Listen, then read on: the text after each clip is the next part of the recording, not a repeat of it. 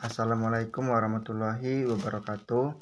Sebelumnya izin memperkenalkan diri, saya Hakom Yahya, MPM 2121020048, Prodi Hukum Tata Negara, kelas B. Tujuan video ini dibuat untuk memenuhi tugas filsafat hukum Islam, dosen pengampu Bapak Dr. Hervin Yongki Pradikta MHI. Kali ini yang saya bawakan yaitu untuk mempresentasikan materi yang berjudul Substansi Hukum Islam. Baiklah, langsung saja kita mulai ke presentasinya. Substansi hukum Islam. Makna hakikat suatu menurut filsafat. Definisi hakiki atau esensial adalah pernyataan hakikat sesuatu, yaitu suatu pengertian abstrak hanya mengandung unsur-unsur pokok yang diperlukan untuk memahami suatu golongan tertentu dan untuk membedakan dari golongan-golongan lain, sehingga sifat-sifat golongan tersebut tidak termasuk dalam hakikat sesuatu itu. Definisi yang disebut dalam ilmu mantik logika sebagai jami, memuat, dan mani, menolak, adalah definisi yang paling penting dalam ilmu pengetahuan dan filsafat. Definisi itu tersusun dari yang terdekat, genus proximum, dan perbedaan spesifik, differentia de specifica. Jenis genus ialah setiap pengertian yang menyatakan hanya sebagian dari hakikat sesuatu. Artinya, pengertian tersebut belum menyatakan hakikat sesuatu itu seutuhnya.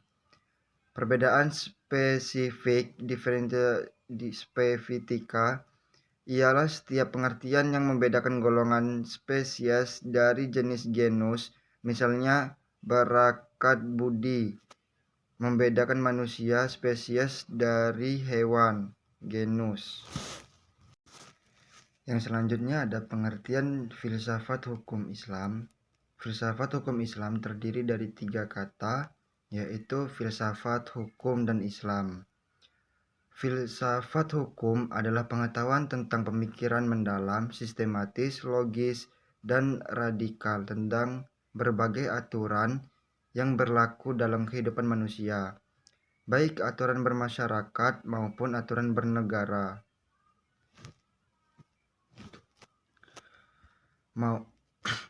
Hukum adalah peraturan-peraturan tentang perbuatan dan tingkat laku manusia dalam lalu lintas hidup.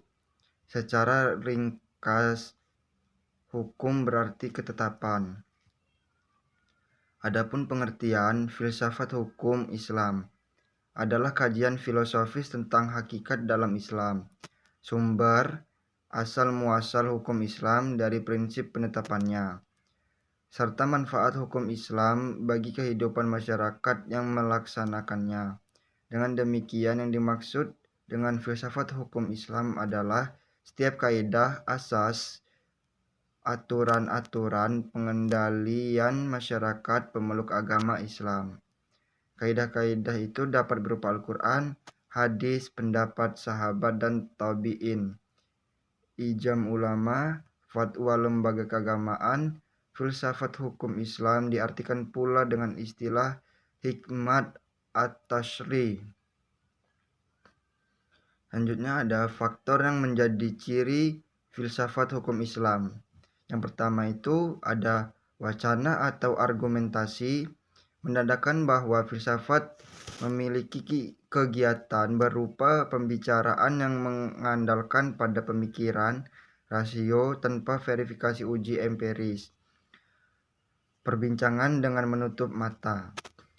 Kebenaran filosofis tidak memerlukan pembuktian atau tidak perlu didasari bukti kebenaran, baik melalui eksperimentasi maupun pencarian atau data lapangan.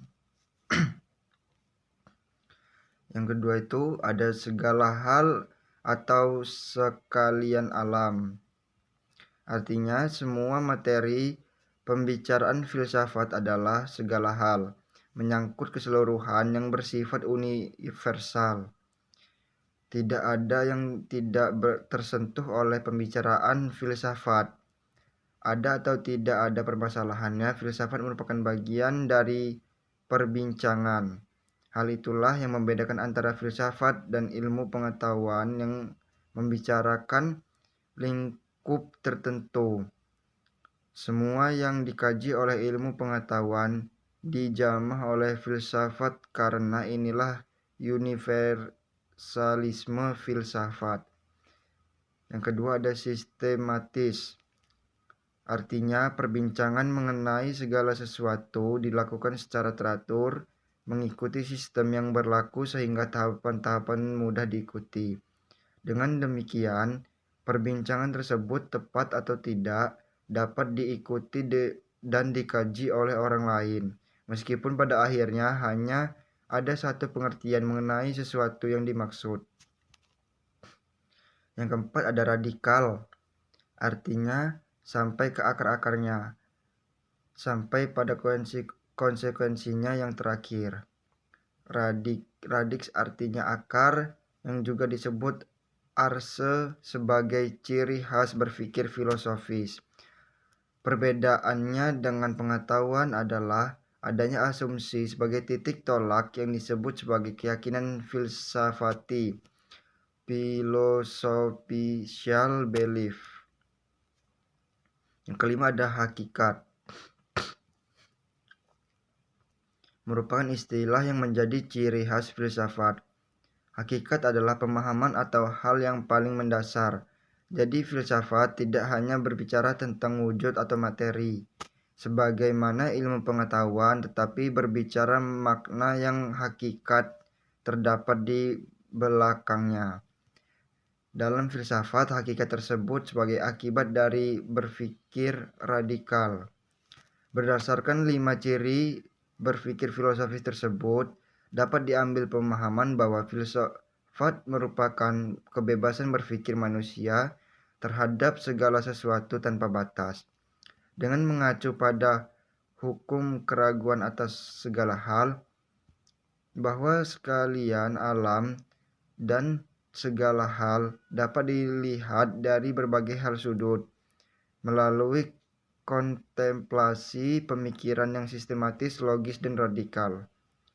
Yang selanjutnya itu ada segala hal yang dipikirkan oleh filsuf. Berkaitan dengan hal-hal berikut. 1. Berhubungan dengan sesuatu yang bersifat metafisik yang tidak dapat dilihat. 2. Berhubungan dengan alam yang fisikal dan terbentuk oleh hukum perubahan. 3. Segala sesuatu yang rasional dan irasional. Yang keempat, semua yang bersifat natural dan supranatural. Yang kelima, berhubungan dengan akal, rasa, pikiran, intuisi, dan persepsi. Yang keenam, sehubungan dengan hakikat yang terbatas dan yang tidak terbatas. Yang ketujuh, berhubungan dengan teori pengetahuan pada semua keberadaan pengetahuan manusia yang objektif maupun yang subjektif. Yang kedelapan, berhubungan dengan fungsi dan manfaat segala sesuatu yang didambakan manusia atau dihindarinya. Yang kesembilan, ada berhubungan dengan keberadaan spekulatif dan bersifat rasional tanpa batas hingga berlaku pemahaman dialektis terhadap berbagai penemuan hasil pemikiran manusia. Tesis yang menghasilkan antitesis dan terciptanya sintesis.